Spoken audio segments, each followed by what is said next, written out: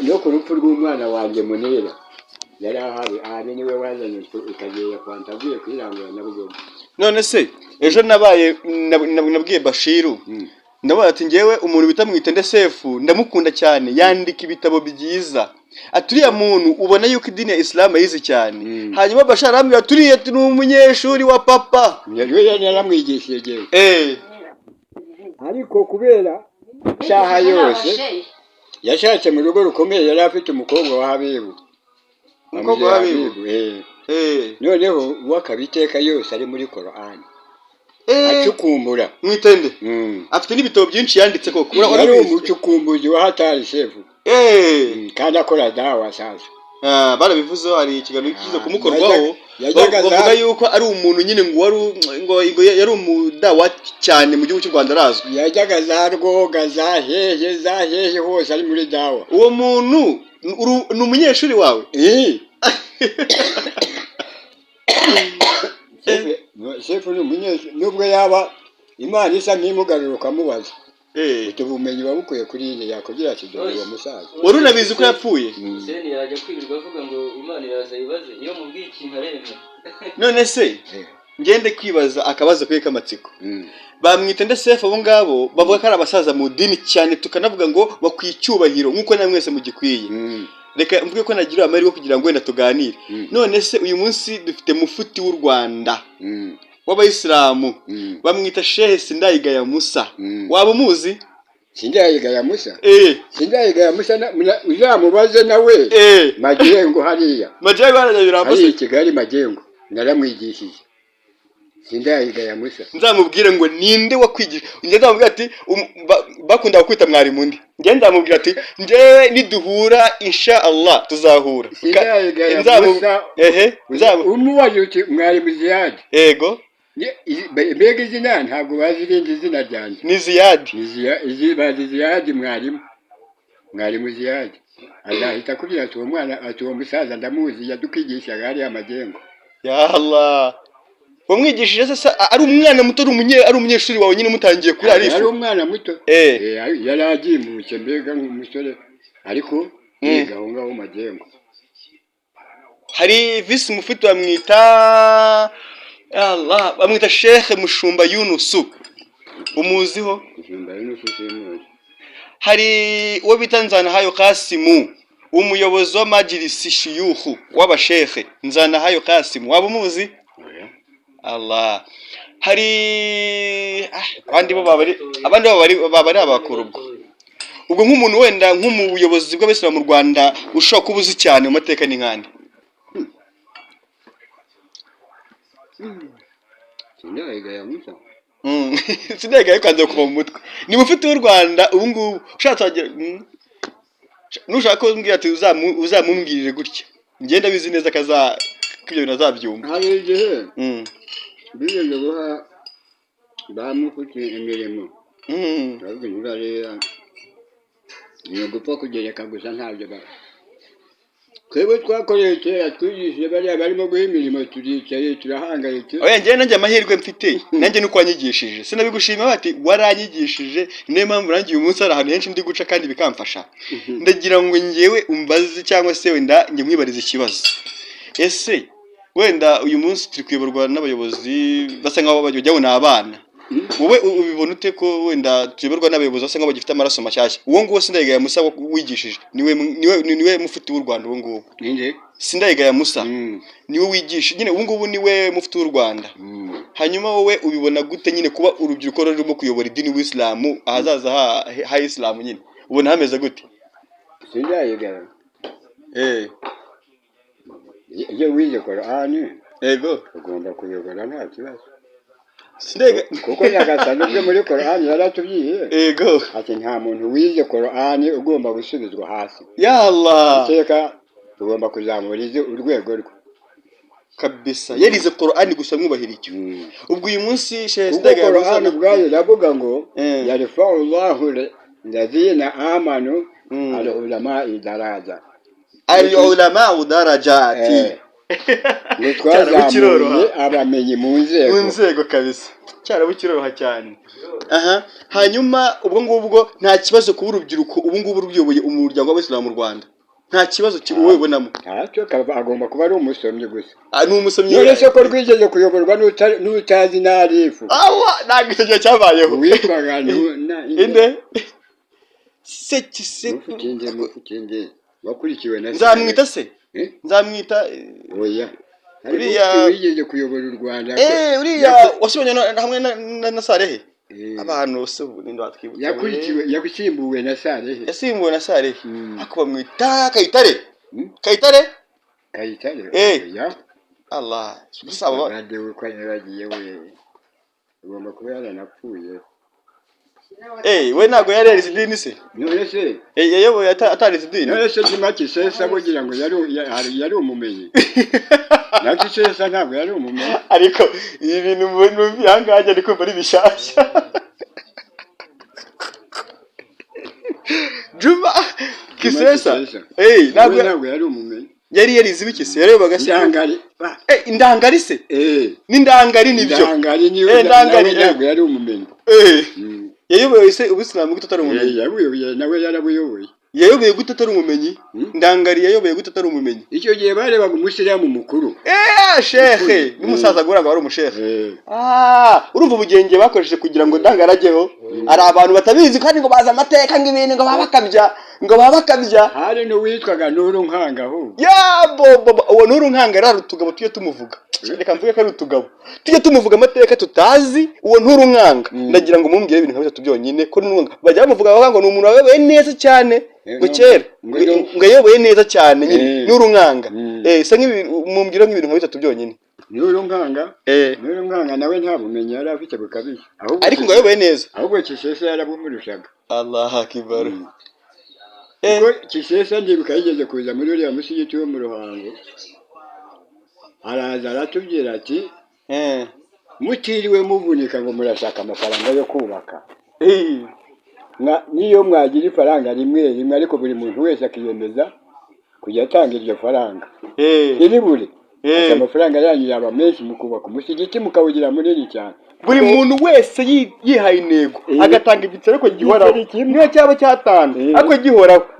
Ati umusigiti wakubaka. Ati mwakubaka umusigiti. Muri Kisesa. None uyu munsi kubaka umusigiti byarananiranye uzi umusigiti daruka niyo cyo gihe iyi misigiti yose noneho uyu munsi none se niyo wambaza histoire z'uriya musigiti wo mu Ruhango.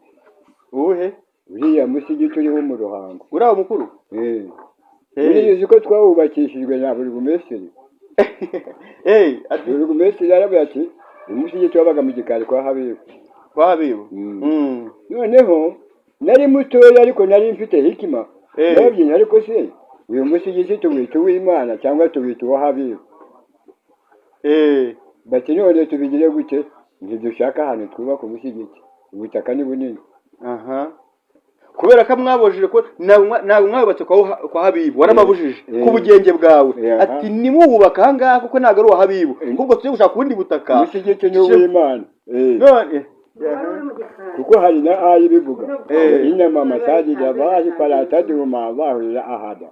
Imisigiti yose ni ya Nyagasani. Mashallah. Noneho baravuga ati se twabigira dute? Tubaze muri Burugumesitiri icyo gihe twari dufite Burugumesitiri witwa Bugirimfura. N'umupumbafu cyane yaratuye Nyarusange ariko yanga Ubisilamu cyane. Umupumbafu. Urumva? Noneho turamusaba ko dushaka hariya hantu ngo tuhubaka umusigiti twahurira dute mwahaduha cyangwa ntimwahaduha. Aravuga ati rero nimba hariya hantu muhashaka mureba ko hari ishyamba tuti mugende nzabazanira ingemwe z'inturusu. Mugende mureba aho muzitere mbereka agasozi muziteraho.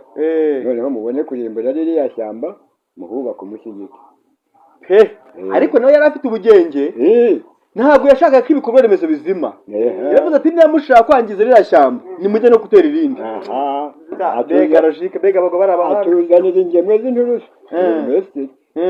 turagenda twereka aho tuzitera. wumvise ukuntu akemuye ikibazo agikemuye ku mpande zombi n'umuntu warakaranya n'undi. Kuko icyo gihe Haji Omar yari yamaze kuvuga ati aho muzabona mukubaka umusigiti muzubake rukarakara kuva hasi hasigaye hejuru nzabasakarira. Ati kuko ntabwo umusigiti waba wonyine hatari abasilamu. uriya musigiti wari rukarakara se? Urumva? uriya musigiti burya ari rukarakara? wari rukarakara burya? uriya wambwiraga hariya umurango wari rukarakara uriya dore bavuguriye noneho mbaza uti waje kuba amatafari ahiye gutya imvura yaje kugwa irawusenya n'amabati yose yajugunya kwa Haji Hamza. Imana ikorera utuntu twayo imvura yasutanye ibyo bintu nta musilamu wasariye kuri n'abasariye muri rukarakara yahise ikorera iyo myanda n'amabati yose yajugunya kwa Haji Hamza yisumutse igiti. noneho Haji Hamza na Haji Omar urebe ko twari dufite abasilamu bakaze. Aravuga ati ntabwo twasubiza ibintu bishaje ku musigiti. Aravuga ati ayo mabati nimuyabambure neza muyaha abasilamu barasakaze umusigiti dushyireho amabati mashyashya kabisa. Haji Omar Imana muri ikiruhuko cyiza cyane. Haji Omar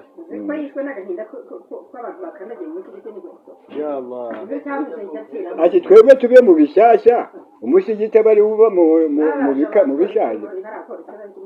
hari abantu bavuga iyo nkuru batayizi bakayimbwira ibice ariko misemenye impamvu. urumva? noneho umusigiti bazara icyo gihe Mutesa murumuna wa Haji Omar niwe watunze amategura y'abana mu by'Imana. ahandi babumbaga amategura bikaza mu by'Imana. Haji Mutesa aratunda azana aho ngaho bari bafite imodoka Haji Omar yari akize. amategura barayazana bararangiza barangije ati okay buri musilamu wese yirwaneho kubaka hasi hejuru nzamusakarira ariko umusigiti we kuba ku gasozi wonyine.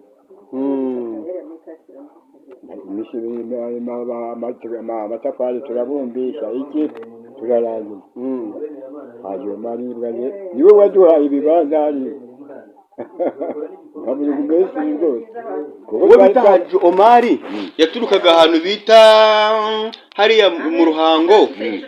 ni nawe watumye umusigiti wa mu Ruhango wubakwa kandi yapfuye kubera ko abantu binjijemo inkweto muri uwo musigiti. ngo yapfuye ngo impamvu ngo yapfuye Omar yinjijemo nabyo bimbaza. yagiye kubarura Baitul Mal hano mu musigiti ikigega cy'abayisilamu. yagiye kubara umutungo wacu. bagiye kureba umutungo w'abayisilamu. agiye asanga bazanyemo abapolisi mbega n'abakafiri bose buzuye mu musigiti.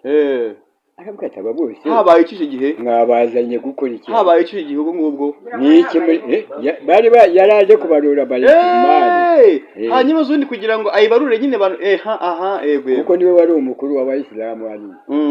none waje kubarura Baitul Mal bamuzanira abo bapolisi. nibwo rero yagize umujinya binjira mu musigiti gutyo gusa n'inkweto n'iki byose kandi umusigiti ubundi ari umusigiti uziruwe. yarwaraga pressure rero ahita yikubita. yari asanganywe akabazo ko kuba n'ubundi yarapanikaga cyane. n'ubundi ubwo ngubwo urumva byabaye impamvu nyine n'ibyabaye imbarutso ariko n'ubundi yarasanganywe akabazo. okay hari abantu bavuga nyine ko ari byamwishe burundu. ahita yikubita hasi pressure iramwica. n'ibyo ngibyo gusa yarasanze irwara. none se bajya kumuzika ntibari bagiye no kurwana. ikintu cyazanye abo bapolisi ni iki? nabwo baba bagiye kurwana batari umutungo wabo bagiye kurwana nyine impamvu Omar yapfuye kubera kumutera umujinya. Omar niwe mukuru w'abasilamu ba hano. yari agiye kubarura umutungo w'abasilamu. abo bapolisi bari baje gukora iki? yego indwano ntizahoshejwe na leta. bakubise se abantu niho hantu bavuga uwo murwano waturutse wangaho ku marimbi. none se ngewe hari ahantu ngiye mpita nibaza bihurira he no kuba abantu bararwanye ngo nuko umuntu yapfuye kandi wenda niba arasanzwe arwaye yapfuye nko ku mpamvu yabo. niko biyumvishije niko biyumvaga. kuko bamuteye umujinya. kandi arwara pressure ariko nese muze ubwo tuvugisha ukuri wenda ngewe tuvugisha ukuri nyine turaramye ubwo urumva abo bantu hari uruhare bagezemo kugira ngo apfe niba yasanzwe arwara yishwe na pressure undi bisanzwe n'umuntu agiraga gupanika n'undi bisanzwe ari bo bamuteye umujinya kujana abo bapolisi ko mwaciye mu bintu byinshi yaravuye ati abantu umutungo w'abasilamu ntacyo bareba abapolisi ntacyo umutungo w'abasilamu bareba icyabazanye hano ni iki we ninabivuga ubwo ngubwo icyo gihe ngo Omar ubwo samugani ko nese unamugani abo basobanuye ko babazanye abapolisi kubera iyo mpamvu iyo mpamvu rero niyo yishe Omar ariko rero ubwo nukuvuga tusubiye mu mategeko ya Qur'an ubwo nukuvuga ko igihe cyari cyageze kandi n'impamvu yo kumwica ari iyo ngiyo aho nashakaga twe tugiye kwirebera muri Qur'an no ku Imana ibivuga ubwo ni igihe cyari kigeze kugira ngo nubundi itabarukiye niyo mpamvu yari yarakizeho bikaraka nukazabaho akaba impamvu ariko nyine nubundi byari byaragiye ukazaba hari abantu uyu munsi bavuga ngo impamvu yapfuye ngo niyo ngiyo yonyine bakahita basasira gutyo ni ukuvuga umunsi wari wageze iyo ugiye kureba muri Qur'an ni umunsi wari wageze arapfa birarangira ababigira impamvu rero muri makeya urumva nabwo ugiye kureba hari aya erega Qur'an isobanura byose hari aya ivuga ngo la yu'azibu ni hadith la yu'azibu billahi illa bi rasul sinshobora guhana umuntu uretse ko mbanza kumwoherereza intumwa sinshobora guhana umuntu uretse yuko nshobora banza kumwohereza intumwa buri gihe cyose n'ubundi wabonye umuntu ukuburira ko ikintu kigiye kuba ariko ntago byitaho urigomeka nta kintu Qur'an idasobanura iyo uyingiyemo cyane uyu munsi rero hari umuryango w'Abayisilamu mu Rwanda urawuzi uwo bita Amuru kera association muslimu Amuru association muslimu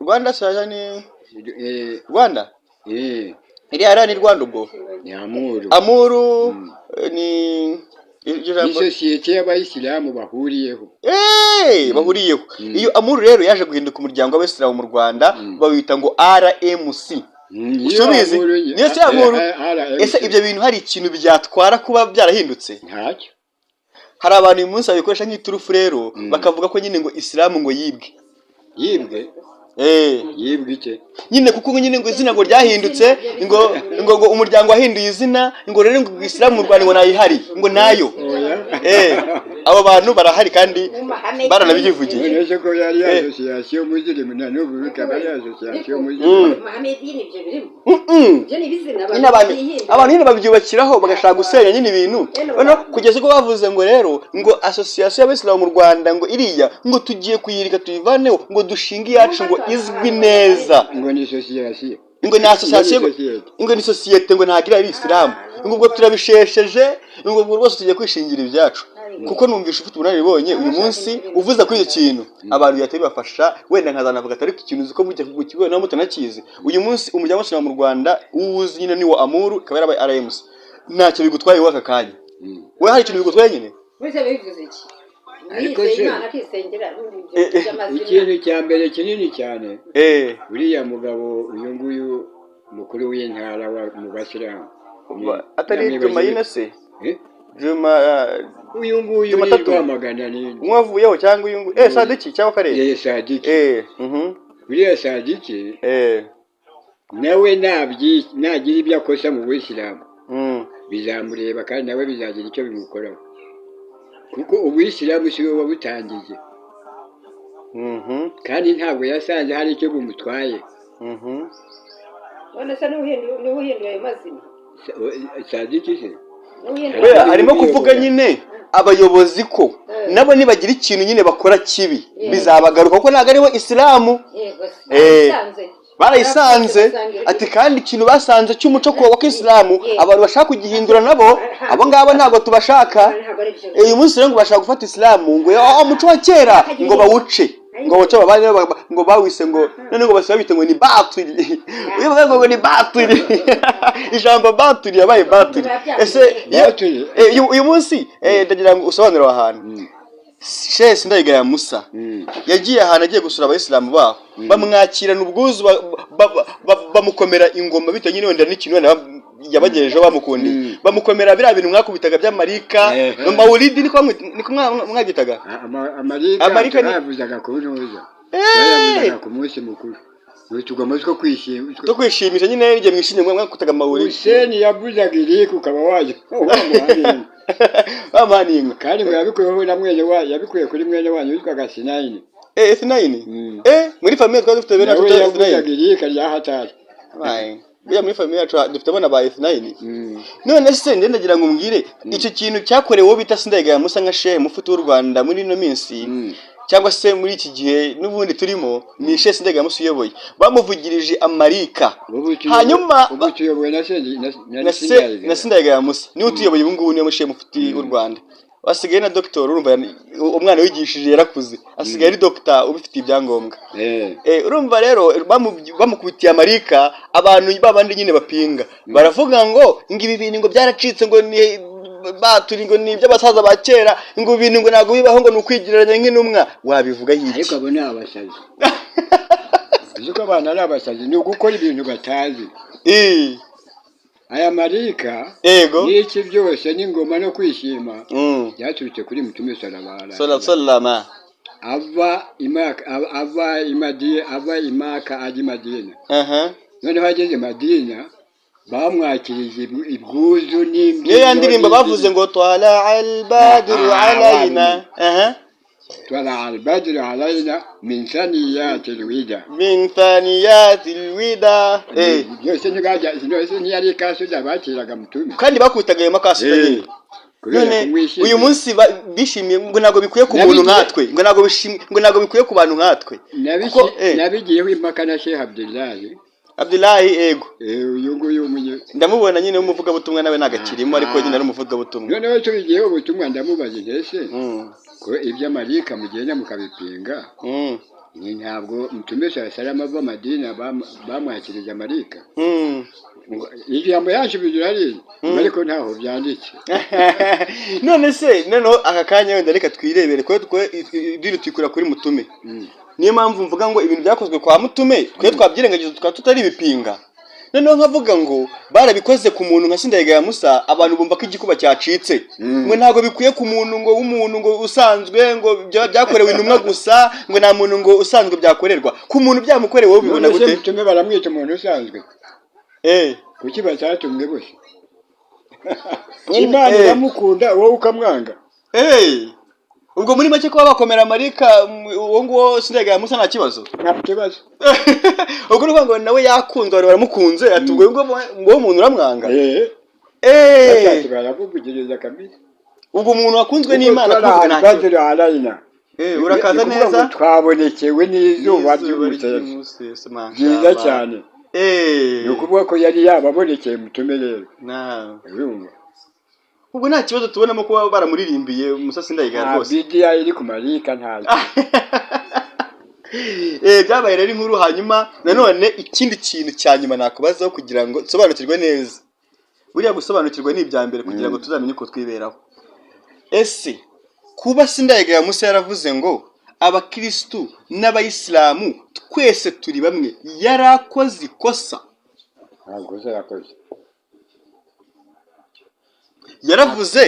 yaravuze ngo abakristu n'abayisilamu ni Mufuti w'u Rwanda ngo n'abayisilamu ngo ntago mbona ko hari ikintu cyakadutanyije ngo kuko ikintu kidutanya ngo ni gito cyane ngo nta hantu gihuriye n'urwango twangana ngo ko nta kantu ngo gatakuraho isano dufitanye ntabwo twebwe abantu ntabwo Imana yatubwiye ngo